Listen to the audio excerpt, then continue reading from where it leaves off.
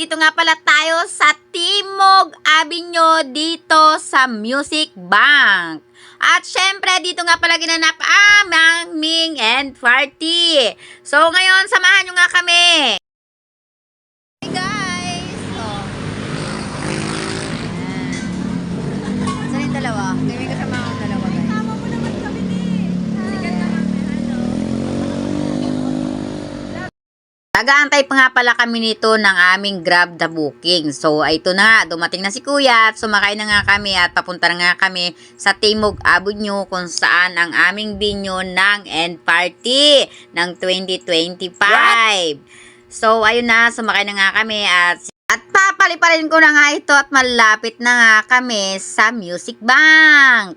So, andito na nga kami guys. At ito nga pala, dito nga pala ginanap ang aming Christmas party ng LDB Aesthetic Clinic. So, pumasok na nga kami at ito ang aming nadatnan.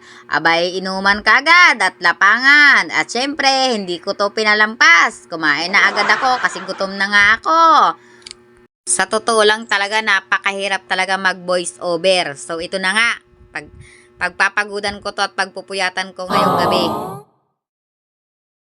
Una nga dito ay pinakalala nga pala si Ma'am Jen, ang aming pinakang boss at talagang may-ari ng LDB Aesthetic Clinic, at si Sir Jack at siyempre si Ma'am Hana, ang aming admin. At siya nga pala at pinakilala din ni Ma'am ang kanyang kaibigan na dumating at siyempre ang aming host. Siya nga pala ay nalimutan ko na ang pangalan ng host namin. At ito nga pala ang unang palaro ni Ma'am, ang scratch. Scratchin mo lang. Kaso nga lang, ang una kong nag-scratch ay 50 pesos. At ang pangalawa ay better next time. Saklap naman. Sa part na nga nito ay kumanta na nga si Ate Luisa dahil ang premyo nito ay 1K kung sino ang mananalo. Ang cancellation price ay tigwa 100 at may 200 at may 500. At syempre sumali din tayo sa paghigop ng San Miglite. Abay, natalo tayo sa pangalawang pagkakataon. At ito na nga, ginawa na nga namin ay nanalo na naman si Ate Luisa dito. After nga ng palaro na yon, abay, sumubok naman tayo sa pagkanta. Ito, i-voice over ko na lang at baka ang inyong mga palakad diyan ay magalit. Woo! So, ngayon na nga, napakanta din tayo kahit papano. Abay, ang kinanta ko dyan ay kung may babalik ko lang. Ay, ni Regine Velasquez, bahala na kayo. Dito naman mga kapanda, kasi tinatanong nga kami ni Sir kung ano daw mga ingredients ng pakbet. Abay, talo na naman tayo sa huling pagkakataon. Sa last round, may sagot at may offer ako.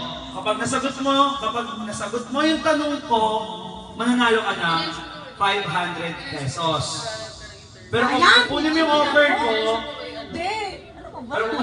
ko, sa'yo na to. Game? Game na ba guys? For 100 pesos. Sagot or kuha? Sagot? For 150 pesos. Sagot? Sabi niya. Opo, sagot? Oh. Yun yung time na For 200. For 250. For 250, sagot pa din ha. Oh, last offer ko na to ha. For 5,000. Sagot? According to the theory, who invented... Game na ha. Pag nasagot mo tayo ng 5 seconds, may 500 pesos ka. Gets? Ito yung tanong. Ito yung tanong ha. Kung ang Bello Clinic, si Vicky Bello ang owner, ano naman ang full name ng pinagtatrabuhan mong clinic at ilang taon na siya? Yung may-ari. Gets? And 5 seconds ha. Go! 5! Manalo, 22 years old. Tawa. Manalo siya na 500 work facial.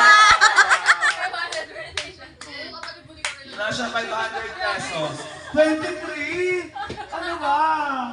Kung kaibigan kaibigan Bill for 500 pesos. Bilang lahat. 1, 2, 3, 4, 5,000. May commission. 500 pesos. Anong masasabi mo sa laro?